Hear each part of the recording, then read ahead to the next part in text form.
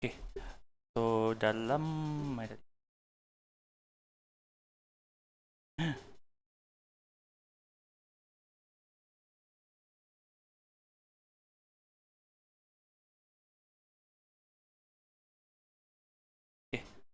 so dalam buku awak kalau kat muka surat 18 dia ada satu page je. Okay, so yang ini yang dah di-update lah oleh author. Okay, dia ada beberapa page dan ada beberapa example juga. So boleh refer yang inilah untuk study untuk bank discount. Yang bawah ni sama saja dengan yang exercise belakang, dia just tambah untuk exercise untuk bank discount juga. Okay, so itu untuk yang pertama, untuk bank discount ada update dalam buku. Okay, untuk yang kedua, saya nak patah balik sikit untuk ke special case untuk simple interest. Okay, kalau awak buka buku awak, muka surat 10. Okay, surat 10. Hari tu kalau awak ingat, okay, kita ada cakap pasal dua special case untuk simple interest. Special case yang pertama ialah untuk investment ataupun loan is added. Nilai P tu kita tambah. Nilai P tu kita tambah.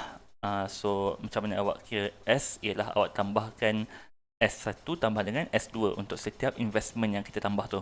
Okay. Itu untuk case yang pertama. Untuk case yang kedua, okay, simple interest rate change during period. Okay. Dekat sini, simple interest rate kita berubah daripada R1 jadi R2. Okay. Kita punya investment sama, P1. Okay, tapi dia punya rate yang berubah. Dekat sini R1, dekat sini R2. So macam mana untuk kita kira kita punya S dekat hujung ni. Okay, dekat sini ada pembetulan sikit lah. Okay, untuk kira S dekat hujung, okay, kita gunakan S sama dengan P1 tambah I1 tambah I2. Okay, yang tu mesti betul lah. Okay, untuk dapatkan S dekat hujung, kita tambahkan P1 tambah dengan I1 yang kita dapat berdasarkan rate yang pertama, tambahkan dengan I yang kedua. I yang kedua ialah berdasarkan rate yang kedua dekat sini. Okay, dia pembetulan dekat sini. Okay, kalau awak nak kira I1, okay, awak gunakan P1. Okay, untuk awak kira I2, awak masih gunakan P1 ni. Okay, awak jangan gunakan nilai yang kat tengah-tengah ni, awak gunakan nilai yang dekat awal-awal ni. Okay, tu pembetulan lah. Okay, sebagai contohnya, yang kes Su hari tu, okay, so Su deposited RM1,000 into an account at 5% simple interest. Okay, so awal-awal dia masukkan RM1,000 dan rate yang pertama ialah 5%, kemudian bertukar jadi 7%. Okay, so untuk kira kita punya S dekat sini, apa yang awak perlu buat ialah tambahkan P1 tambah I1 tambah I2. So untuk kira I1, okay, untuk kira I1, kita gunakan formula untuk I. So I sama dengan PRT kan. Okay, I sama dengan PRT. So P kita gunakan P yang pertama. Okay, yang sini lah RM1,000 ni. So R ialah 5%, T ialah 1 tahun. Okay, yang tu tak ada perubahan. Okay, yang ada kesilapan sikit hari tu ialah nak kira I2. So untuk I2, awak masih gunakan P yang sama. Okay, gunakan RM1,000 juga. Okay, gunakan P yang dekat sini awal-awal ni. Okay, jangan gunakan yang P yang kat tengah ni, gunakan P yang dekat sini. Okay, baik, yang ini masih kita cakap pasal simple interest. Okay, untuk simple interest, kita sentiasa pakai nilai P yang dekat awal-awal ni. Okay, yang tu simple interest. Nanti kita tengok benda lain, kita akan gunakan P yang dekat tengah ni. Tapi sekarang ni sebab kita cakap pasal simple interest, so simple interest kena pakai P yang awal-awal sekali ni. Okay, itu yang awak kena ingat lah. So untuk kira I2, okay, untuk kira I2, P darab R darab T, so P kita ialah 1,000, R kita 0.07, dan T kita ialah 2 tahun. Yang sini awak betulkan lah, sebab hari tu saya kata yang saya highlight warna kuning ni kena guna nilai yang tengah-tengah. Yang tu tak betul So ini tolong betulkan, awak kena guna nilai yang paling awal sekali. So dekat sini jawapannya akan untuk I1 adalah 50, untuk I2 140. Okay. Dan kemudian untuk S awak tambahkan sajalah P tambah I1 tambah I2. So 1190.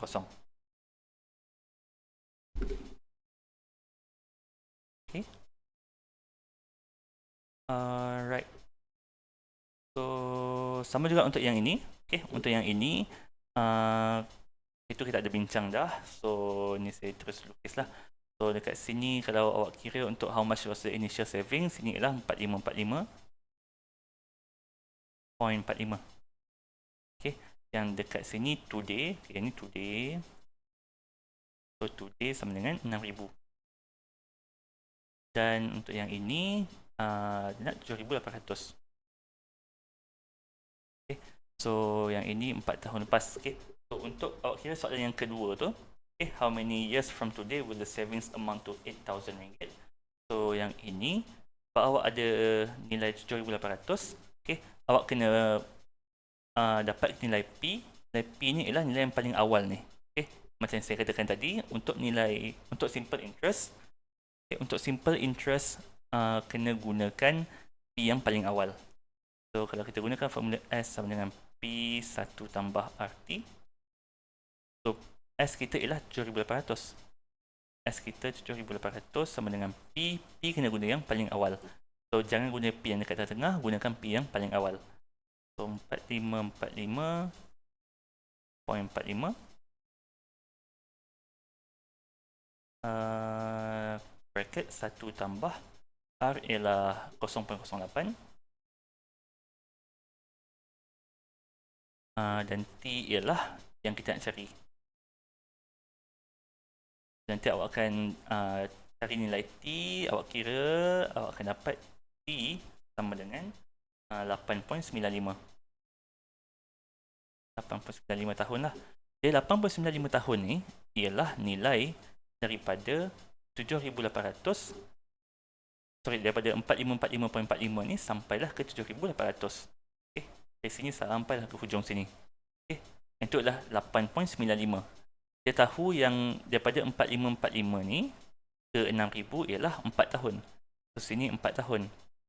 So kalau awak nak tahu how many years from today will the savings amount to 7,800 ringgit, yang kita nak tahu ialah daripada sini ke sini. Okay, so kita tolakkan saja 8.95 tolak dengan 4. Sebab tu jawapannya ialah 4.95. Okay, yang ni pun awak betulkan lah. Okay. So make sure untuk simple interest, okay, kesimpulan dekat sini, untuk simple interest, kalau awak nak cari dia punya nilai interest ke ataupun nilai S ke, kena berdasarkan nilai P yang dekat awal sekali. Okay, untuk simple interest. Okay, ada soalan untuk kat sini? Okay.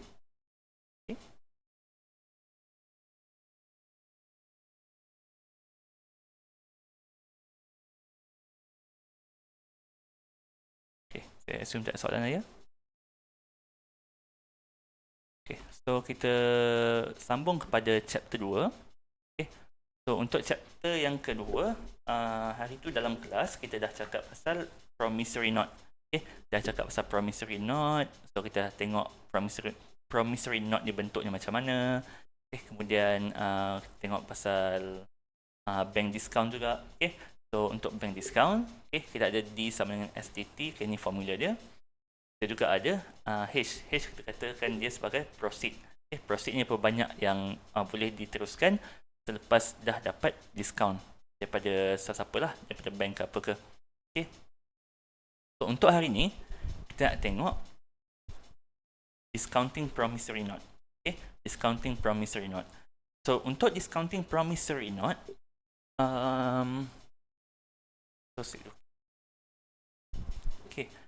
so kita tahu yang promissory note ni digunakan untuk kalau pinjam duit, siapa-siapa pinjam duit lah. Contohnya A pinjam duit dekat B. So kalau A pinjam duit dekat B, so A yang perlu tulis note tu. A yang perlu tulis note kepada B. So katakan A ni tulis note kepada B, dia kata dia nak bayar untuk hutang tu selepas 3 bulan katakan. So selepas 3 bulan A kata dekat B, dia akan bayar dekat sini. Tak kisahlah ada interest ke tak ada interest ke, tapi selalunya ada interest. So kalau ada interest, selepas 3 bulan, lepas 3 bulan sampailah ke sini, A akan bayar kepada B. Tapi katakan B ni, Encik B kita ni, dia tak boleh tunggu 3 bulan. Katakan separuh jalan ataupun lebih kurang sebulan sebelum tarikh tu, katakan dekat sini. Okay. Katakan B ni memang nak duit. So kalau B ni memang nak duit, okay, dia tak boleh nak tunggu A ni bayar dia. So B, apa yang B akan buat ialah B akan pergi kepada bank. So dia akan minta bank untuk discountkan note tu. Okay. B akan pergi kepada bank tengah-tengah ni dan B akan minta kepada bank untuk discountkan promissory note tu. Sebab apa B buat macam tu? Sebab B nak duit tu sekarang. B tak nak tunggu 3 bulan yang penuh ni untuk A bayar kat dia. So apa yang B buat ialah B pergi kepada bank, cakap bank saya nak discountkan note ni, so bank akan bayar dia dekat situ juga. Okay? So bank ni akan bayar dia dekat sini juga. So B tak payah nak tunggu sampai ke hujung ni. B akan kat sinilah akan dibayar oleh pihak bank dekat tengah-tengah ni. Okay? Tapi B tak akan dapat penuh. So bank akan discountkan promissory note tu dekat tengah-tengah ni.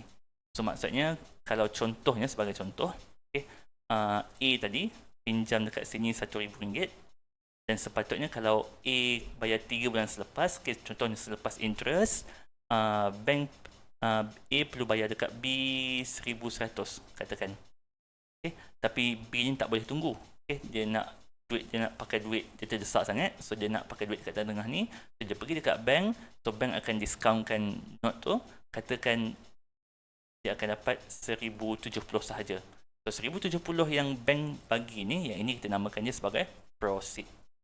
Okay. So B ni dapat 1,070 sahajalah. Okay, dia tak dapat 1,100 ni. Sebab dia discountkan promissory note tu dekat tengah-tengah. Okay. So macam tu konsep dia. Kalau A pinjam dekat B, B tak boleh nak tunggu, so B pergi dekat bank, so B kata nak discountkan promissory note tu. So hutang yang dia dapat tu dia tak banyak sangat lah dapat balik. Okay, dia tak dapat penuh kat sini. Kalau dia tunggu penuh tempoh masa tu, tempoh masa promissory note tu, dia akan dapat penuh dekat sini. Tapi kalau dia tak boleh tunggu, dia akan pergi dekat bank untuk discountkan promissory note tu. Okay, so itu konsep dekat sini. So dekat sini ada 2 T lah, 2 T yang berbeza. So 1 T lain. T yang pertama ialah term untuk note. Okay, T ni terms kan ataupun period.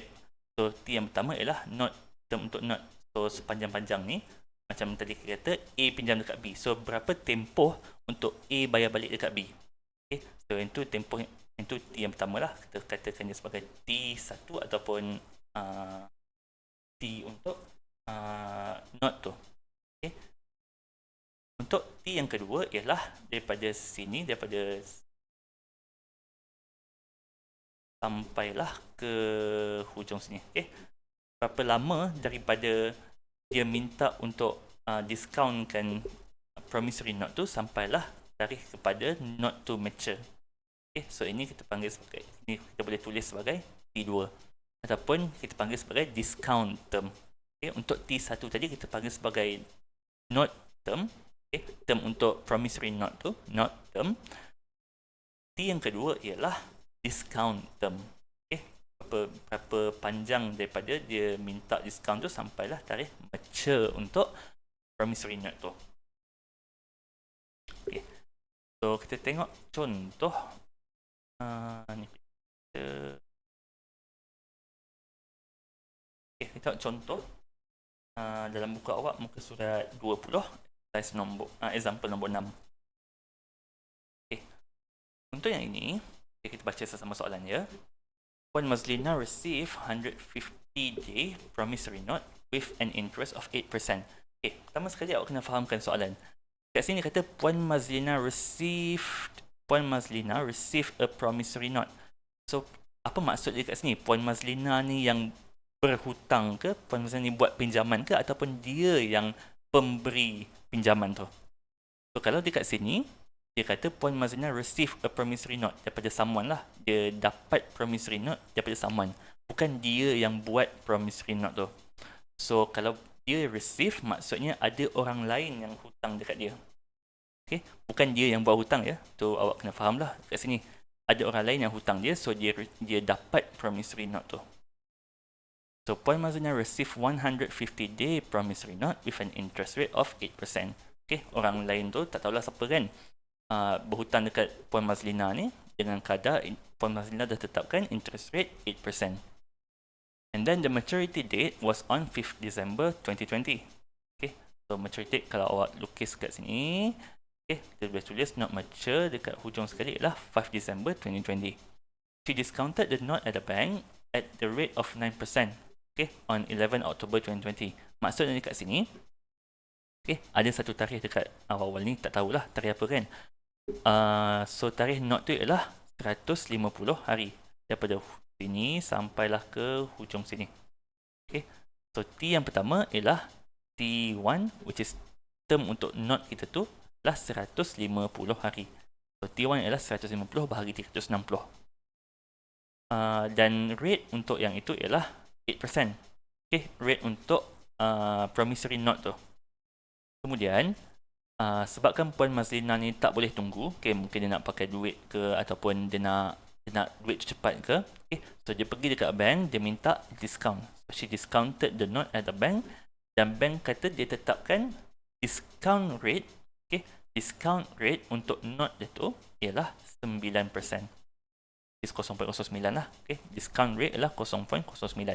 Bila dia buat benda ni ialah tengah-tengah antara tarikh yang awal ni tadi dengan tarikh dekat hujung ni. So dia discountkan tarikhnya ialah 11 Oktober 2020 and receive 8,153. So 8,153 ni ialah apa? Okay, tu ialah dia punya proceed.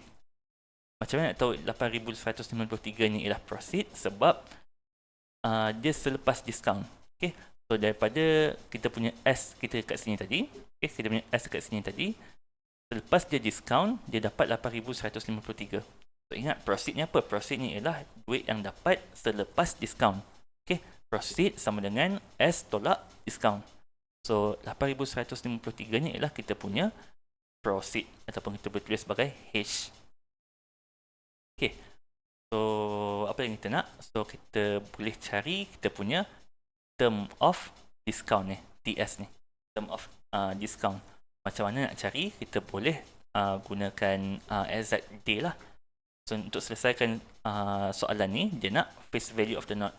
So face value ialah dekat sini. So kita punya game plan kat sini, okay, macam mana nak selesaikan soalan ni ialah pertama, okay, kita tahu H dekat sini. Okay, H dekat sini. So apa yang kita boleh buat kalau kita dah ada discount rate dengan period, okay, discount period kat sini. So kita boleh cari S, okay, cari S. So daripada S tu pula, kemudian kita boleh cari nilai P. Okay, so tu game plan sekarang ni. Okay, so macam nak buat, kita buat satu-satu dulu. Yang pertama, okay, kita cari dulu kita punya nilai T kita kat sini. Okay, nilai TS kat sini, discount term. Okay, so nak cari, kita buat macam biasa. Okay, so dia punya not discounted dia ialah 11 Oktober 2020. Okay, not mature dia ialah 5 December 2020. So buat macam yang awak buat sebelum ni. Okay, awak cari dia punya number of exact days, okay, dengan cara awak buat table macam ni. Okay, so since dia discount kan 11 Oktober 2020, okay, sampai 5 Disember 2020, so kena cari number of days antara dua date ni. So untuk Oktober 31 + 11 20, okay, November ada 30 hari, dan Disember dia kata not to mature 5 hari bulan. So 5 lah kat sini. So kita totalkan semua ni, okay, untuk dapat 55. Maksudnya antara dua tarikh ni, antara tarikh yang ini dengan tarikh yang ini, okay, tak ada 55 hari. So nak cari T dia, okay, T untuk discount term ni dekat sini ni. So kita bahagikan 55 dengan 360. Okay, 55 bagi dengan 360. So dapatlah nilai T dekat sini untuk discount term. Okay, kemudian kita nak cari dia punya S dekat hujung ni. Kita tahu dia punya H, kita tahu dia punya T, kita tahu dia punya D. Okay, sekarang nak cari S. So, kita boleh gunakan formula H sama dengan S bracket 1 minus dt. Okay, so kita gunakan yang ini. Kita masukkan semua value. H kita tahu berapa. Okay, H kita tahu dia 8153.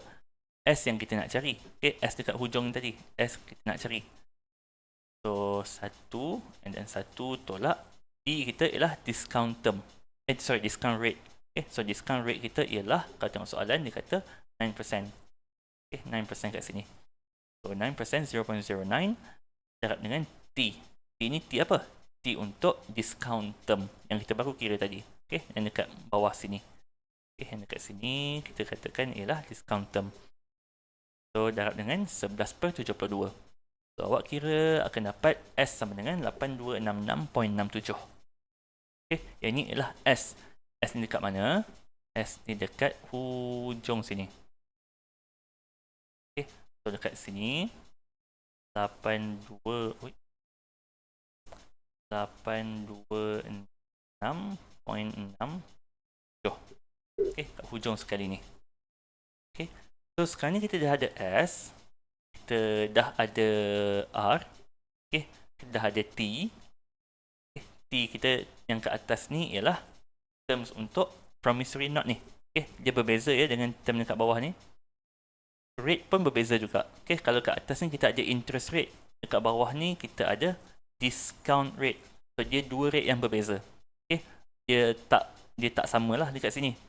So, jangan awak pergi ambil rate dekat bawah ni. Okay, sebab rate dia lain, berbeza. Okay, so untuk dekat sini dia kata discount rate adalah 9%. Dan dekat atas ni yang awal tadi, okay, promissory note tu dia ada interest rate 8%. So, dia dua rate yang berbeza. Okay, jangan confuse kat situ. Okay, so untuk yang ini, kita boleh cari P dengan menggunakan formula S sama dengan P bracket 1 tambah RT. So, untuk P, kita nak cari. So, masukkan saja nilai-nilai yang lain. So, S kita baru kira kat atas ni. Okay, 8266.67. Sama dengan P bracket 1 tambah R ialah interest rate. So, interest rate ialah 0.08. T ialah kita punya term. So, macam mana T term untuk note kita tadi. So, term kita dikata 150 hari. Okay, receive a 150-day promissory note. So, T kita untuk note ni ialah 150 bahagi 360. So, 150 bahagi 360 lah untuk kita punya T dekat sini. So, selesaikan dekat sini. Okay, yang ni awak boleh buat. Selesaikan yang dalam bracket ni dulu. Kemudian bawa ke sebelah sini jadi bahagi. So, kalau kira awak akan dapat P sama dengan RM8,000. Tepat. Okay. Kalau laju sangat, nanti awak boleh refer balik lah video yang saya record ni. Okay, sebab mungkin awal-awal ni macam confusing sikit. Discounting promissory note ni. Okay, sebab dia ada dua benda yang berbeza. Satu ialah promissory note, satu lagi ialah discount. Tapi dua-dua macam dalam satu soalan kan. So, macam mungkin awak confuse sikit ke. Nanti refer balik video ni. Okay, tengok slow fahamkan. Okay, dan cuba buat exercise lah. Itu yang penting. Cuba buat exercise untuk soalan ni. Okay. Right. Setakat ni ada soalan ke? Soalan? Tak ada? Okay, tak okay? Okay ke tak okay?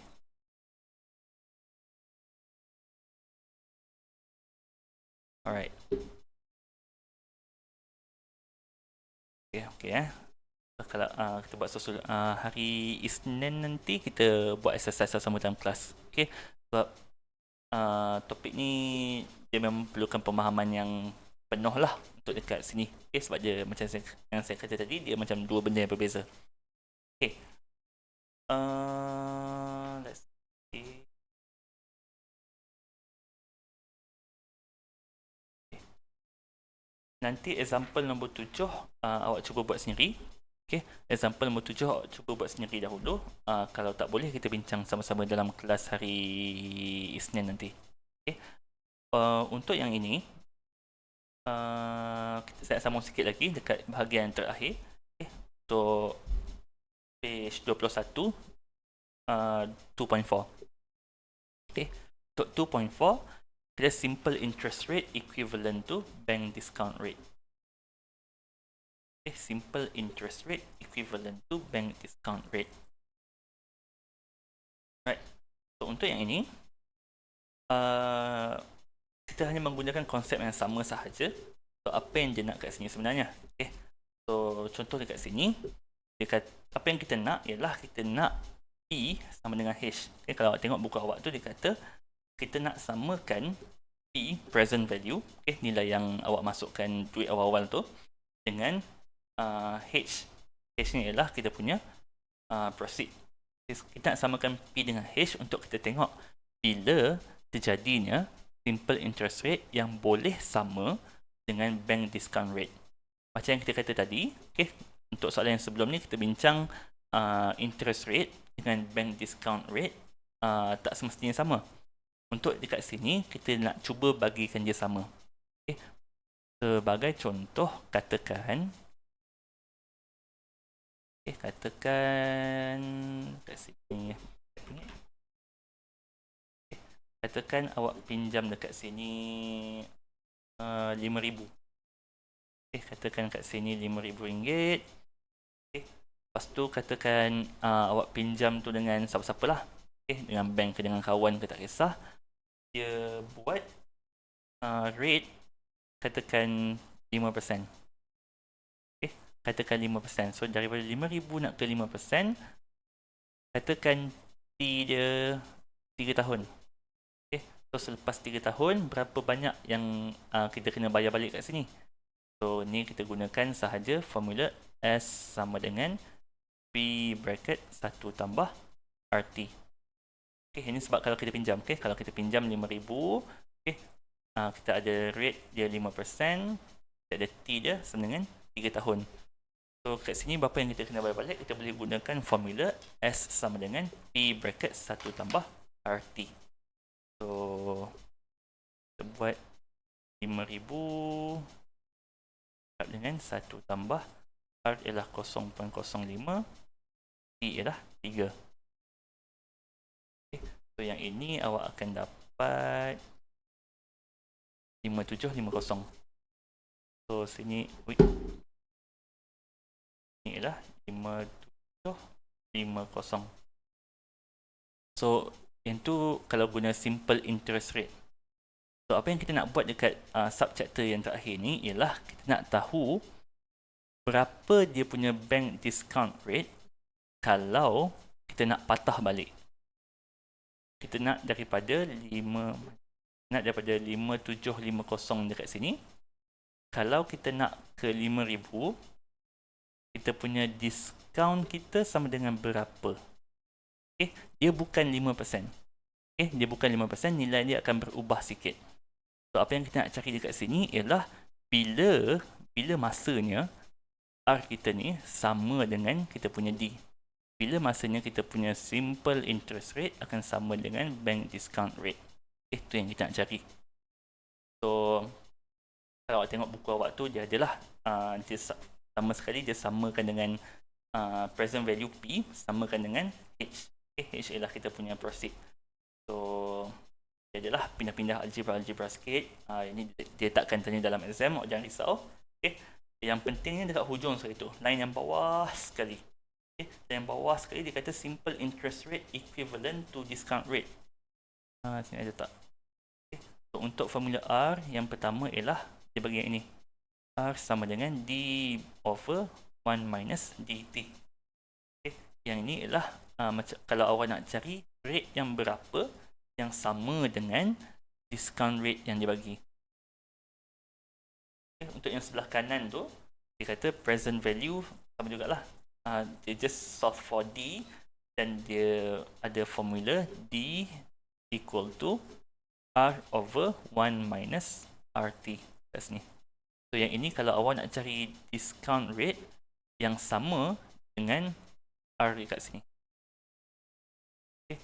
So yang sini saya rasa soalannya tak susah sangat. Dia just awak kena faham soalan tu betul-betul and then just masukkan saja value tu dalam. formula ni sahaja. So awak kena tahulah formula mana yang nak kena guna. Formula R ke formula D. Tengok contoh example 8.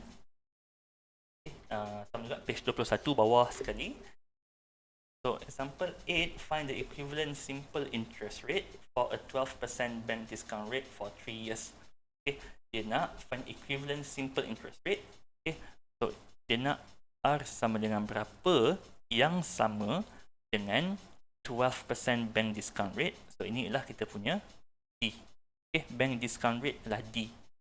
So D kita ialah 12% ni for 3 years. Ini ialah kita punya D. Okay, so yang ini kita guna formula yang satu, formula R ke formula D. Yang ini kita kena gunakan formula R sebab dia minta find the equivalent simple interest rate. Dia nak R sama dengan berapa yang sama dengan 12% bank discount rate. So kena guna formula R lah. So R equals to D over 1 minus dt. Okay, kena guna formula yang ini. So dah tahu formula yang ini, awak masukkan sahaja nilai D dengan nilai D. So untuk yang ini, D kita jangan lupa untuk tukar kepada desimal. So 12% akan jadi 0.12. So 0.12 divided by 1 minus D is still 0.12. D is 3 years. Okay.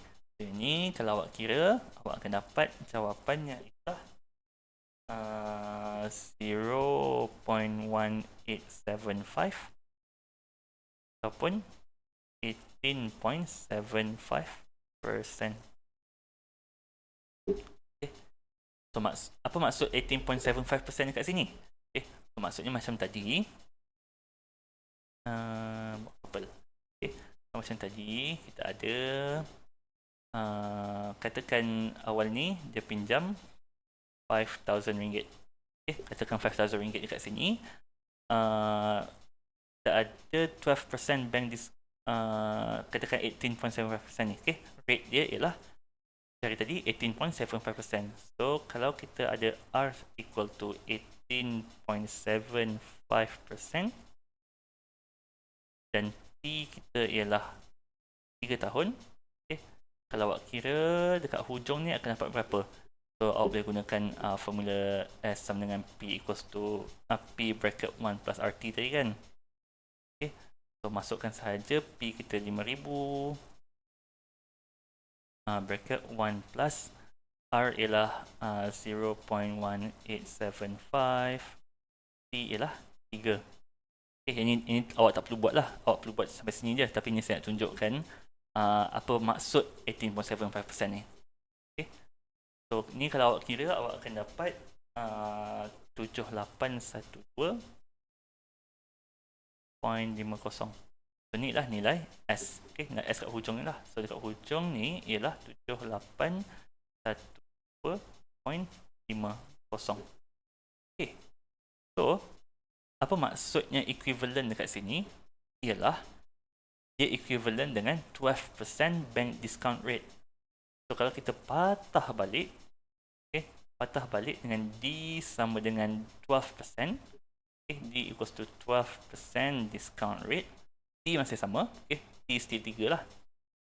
Kita akan dapat balik nilai 5,000 yang dekat sini. Kalau tak percaya, kita boleh buat.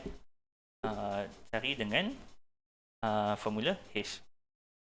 So formula H equals to S bracket 1 minus dt kan. Okay. S equal to 1 minus bracket dt. So kita masukkan S ialah 7812.50 bracket 1 minus D kita ialah 12% ataupun 0.12. T kita ialah masih lagi 3 tahun. So 3 tahun kat sini. So kalau awak kira yang ini, awak akan dapat H sama dengan 5,000. Okay. So itu maksudnya sama. Walaupun dekat sini, okay, walaupun dekat sini rate dia berbeza. rate untuk yang interest rate kita tadi 18.75. Okey, 18.75 dekat sini. Kita punya discount rate ialah 12%. Kita pakai 12% kat sini. Nampak tak? Dia value-nya tak sama. Tapi dia punya tu equivalent. Okey. Dia boleh dapatkan nilai yang sama balik dekat awal ni. Tapi walaupun dia punya rate dekat sini tak sama. Tu maksudnya kat sini apa yang subchapter ni maksudkan. So simple interest rate that is equivalent to the bank discount rate. So untuk lecture sampai sini sahaja. Untuk 2.4 ni awak boleh buat juga lah soalan dekat belakang example 9. So kalau ada soalan saya ada je untuk the next 1 hour. So saya nak awak buat soalan dekat example 7. 21 example 7, and then muka surat 22 example 9, dan cuba buat exercise 2. Ini saya akan bincang dalam kelas nanti lah. So cuba buat exercise 2 muka surat 23 tu, nombor 1 dengan nombor 2. Cuba buat dulu sebab nak bagi awak fahamkan dulu dengan konsep ini. Sebab saya rasa yang ini okey lagi, tapi yang atas ni yang perlu buat banyak latihan ni. Soalan tentang discounting promissory note ni. Ada soalan kat sini? Soalan?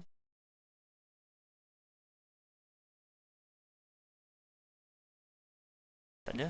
Okey ke? Kalau okey, cuba buat dulu lah. Cuba buat dahulu soalan dekat yang saya katakan tadi. Example 7 muka surat 21, example 9 muka surat 22 dengan exercise 2, soalan nombor 1 dengan 2 muka surat 23.